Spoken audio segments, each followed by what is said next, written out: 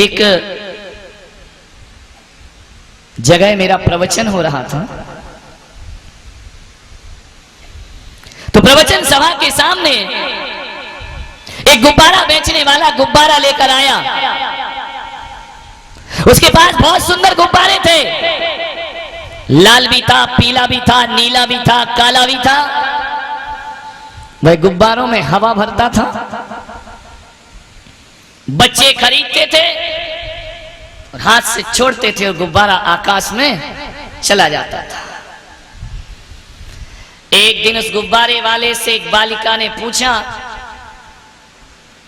कि भैया जरा ये बताओ, ये लाल गुब्बारा आकाश में जा रहा है, सफेद गुब्बारा आकाश में जा रहा है, नीला गुब्बारा आकाश में जा रहा है, जरा ये बताओ कि काला गुब्बारा आकाश में जा सकता है या नहीं जा सकता है। एक अबोध बच्ची थी, छोटी सी बालिका, उसने बचपने का प्रश्न कर लिया कि काला गुब्बारा उड़ सकता है कि नहीं उड़ सकता है।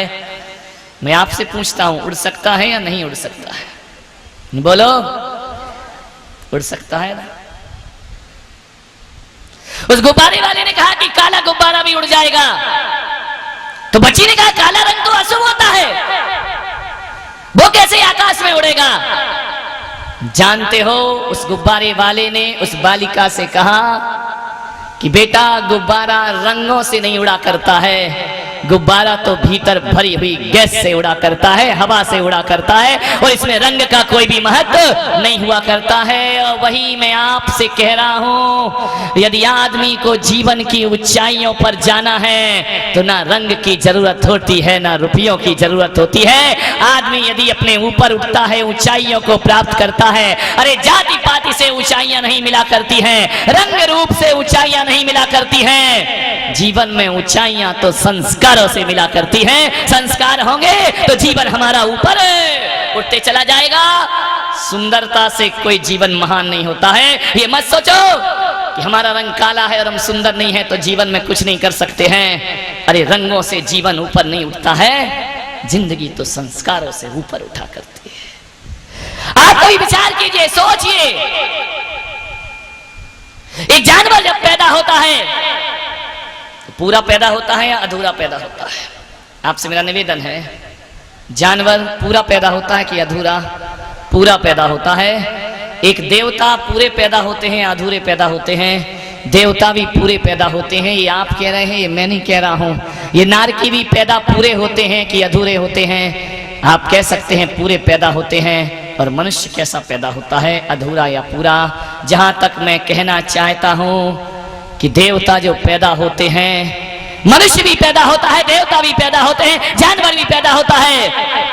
आपने बिल्कुल सही कहा है, जानवर पैदा होता है तो पूरा पैदा होता है, नरक में कोई पैदा होता है तो पूरा पैदा होता है, और देवता पैदा होते हैं तो पूरे पैदा होते हैं। कुत्ता भी पूरा पैदा होता है, लेकिन अफसोस है कि आदमी जब जन्म लेता है तो बड़ा अधूरा पैदा हुआ करता है, इसका जन्म आधा हुआ करता है। आदमी कभी पूरा पैदा नहीं होता है।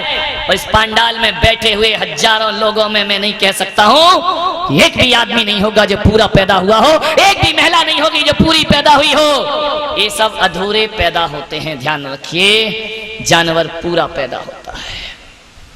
आप कहेंगे महाराज क्या आपको हम अधूरे दिखाई दे रहे हैं? क्या हम लंगड़े लूले अपाहिज हैं? नहीं, आप तो सर्वांग शरीर लेकर के आए हैं। लेकिन मैं आपसे एक निवेदन करता हूं कि ये कुत्ता यदि कुत्ता बन के पैदा होता है तो मरते दम तक वो क्या रहता है? वो बिल्ली आई। क्या बात, आइए काली बिल्ली, आने दो। समूह शरण में पशुओं जानवरों को भी आने का स्थान मिला करता है। एक बिल्ली है, ये जीवन भर क्या रहेगी? बिल्ली के बच्चा बन के पैदा होती है और मरते दम तक वो बिल्ली रहा करती है। कुत्ता पैदा होता है, जीवन भर कुत्ता ही रहेगा। गधा जीवन भर गधा रहता है, कितना भी माल ढोले, कितनी भी मेहनत मजदूरी कर ले, गधा कभी घोड़ा नहीं बन सकता है, वो जीवन भर गधा ही रहेगा। नारकी जीवन भर नारकी ही रहा करता है, देवता जीवन भर देवता ही रहते हैं। लेकिन इंसान के साथ ऐसा नहीं है। इंसान पैदा होता है तो अधूरा पैदा होता है, और यदि उसे अच्छे संस्कार दे दिए जाएं तो वो इंसान से भगवान भी बनकर के दुनिया से विदा ले सकता है। मानव के साथ संभावनाएं मौजूद है। और यह इंसान शैतान भी बन सकता है। पशुओं के पास कोई संभावना नहीं है, मनुष्य के साथ संभावना हुआ करती है। वह मानव से महामानव भी बन सकता है। और एक साधारण से घर में पैदा होने वाले लोग, एक गांव में जन्म लेने वाला आदमी इस देश का राष्ट्रपति दादा प्रणब मुखर्जी बनकर के भी खड़ा हो सकता है। ध्यान रखिए, आप अधूरे हैं, दादा बन चुके हैं राष्ट्रपति। ध्यान रखना, तुम लोग ढंग के पति नहीं बन पाए, वो बुढ़ापे में राष्ट्रपति बन गए। ध्यान रखना, विचार करना है। आदमी अधूरा पैदा होता है, वो पूरा होना पड़ता है, उसे ध्यान रखना। मैंने एक क्लास में प्रवचन करते समय बच्चों से पूछा कि बताओ इस देश में कितने महापुरुषों का जन्म हुआ है। एक बच्चे ने नाम लिया महात्मा गांधी, एक बच्चे ने नाम लिया स्वामी विवेकानंद, ध्यान रखना, और एक बच्चे ने नाम लिया कि महावीर स्वामी इस देश में महापुरुष पैदा हुए हैं।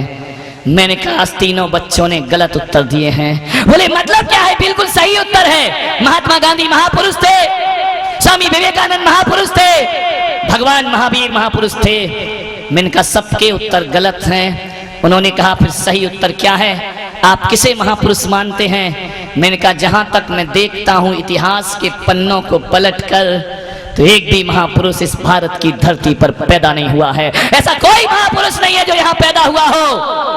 अरे लोगों ने कहा महात्मा गांधी पैदा हुए हैं, गुजरात के पोरबंदर में पैदा हुए। मैंने कहा आप कहते रहो, मैं कहूंगा कि भारत की धरती पर एक भी महापुरुष का जन्म नहीं हुआ है। अरे भारत की धरती को छोड़ो, अमेरिका, चीन, जापान, रसिया, कहीं भी चले जाओ, एक भी महापुरुष इस धरती पर पैदा नहीं हुए। बच्चों को बड़ा आश्चर्य हुआ कि महाराज ये क्या बोलते हैं। मैंने कहा एक भी महापुरुष का जन्म नहीं होता है। मैंने कहा आपने जो भी नाम लिए हैं, स्वामी विवेकानंद, महात्मा गांधी या भगवान महावीर का नाम लिया है, मैंने कहा एक भी पैदा नहीं हुए थे। अरे धरती पर पैदा हुआ था तो मोहनदास करमचंद गांधी पैदा हुआ था। अरे महात्मा गांधी तो बनना पड़ता है, ये पैदाइश कोई महात्मा गांधी पैदा नहीं हुआ करता है। एक नरेंद्र पैदा हुआ था इस धरती पर, कोई विवेकानंद पैदा नहीं हुआ है। विवेकानंद तो बनना पड़ता है, और कोई महावीर पैदा नहीं हुए इस धरती पर। धरती पर तो एक बालक वर्धमान पैदा होता है, लेकिन अपने संस्कार और सत्कर्मों से वो भगवान महावीर बनकर के खड़ा हो जाया करता है। महापुरुष पैदा नहीं होते मेरे भाई, महापुरुष बनना पड़ता है। ध्यान रखिए, संस्कारों से विचार करिए।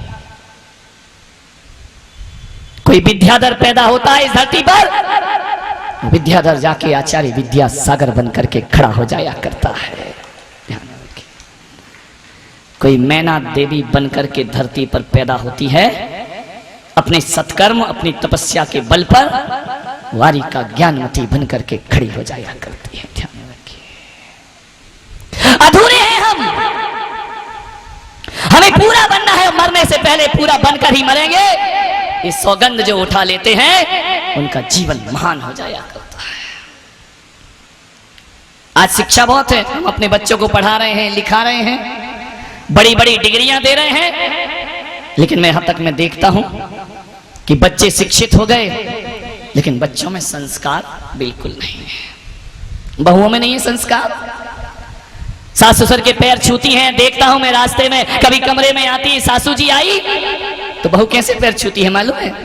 पूरा झुकती भी नहीं है, घुटने छू लेती है, बस खड़े खड़े आधे झुके घुटने छुए, सासू ने भी आशीर्वाद दे दिया। ध्यान रखना, अरे घुटने छूने की परंपरा हमारी नहीं, हमारी परंपरा तो चरण छूने की परंपरा हुआ करती है। अरे चरणों में आचरण हुआ करता है, इसलिए चरण छूकर हम आचरणवान हो जाया करते हैं, और घुटनों में गैप हुआ करता है। अरे बहुओं, घुटने छुओगी तो घुटने का दर्द मिलेगा, और चरण छुओगी तो चारित्र की प्राप्ति होगी। घुटने छू रही हैं बहुएं, झुकना पसंद नहीं करती हैं, और यही स्थिति आती है, स्लिप डिस्क की बीमारी हो जाती है, कमर खराब हो जाती है। ना तो तुम झुककर अब झाड़ू लगाती हो, वैक्यूम क्लीनर आ गया है, खड़े खड़े झाड़ू लग जाती है, पोछा लगाने वाली पोछा लगा देती है। पैर पड़ने का मौसम आता है तो घुटने छू करके अपने जीवन को निहाल कर ले। ध्यान रखना, अमीरों की बहुएं ज्यादा बीमार पड़ती हैं और गरीब नौकरानी बहुत कम बीमार पड़ा करती है, क्योंकि वो मेहनत करती है, वो झुकना जानती है, वो झुक करके अपनी जिंदगी को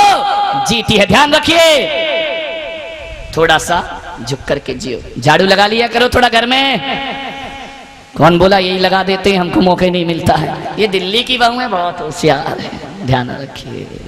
अरे एक छोटे से छोटा काम भी करिए, अरे छोटा काम भी बहुत महान काम हुआ करता है। मैं तो कहता हूं 3 बार घर में झाड़ू जरूर लगाया करो। अरे सुबह लगाओ, दोपहर लगाओ और शाम लगाओ, और लंबी झाड़ू मत लाओ, छोटी झाड़ू लाओ ताकि कमर का दर्द ठीक हो जाए और घुटनों का दर्द ठीक हो। कोई भी काम दुनिया में छोटा नहीं होता है, काम ना छोटा होता है ना बड़ा होता है।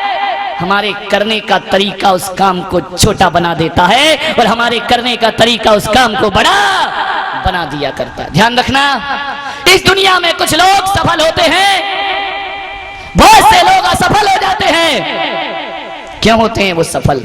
हमारे बीच के लोग सफलता की सीढ़ियों को चढ़ जाते हैं।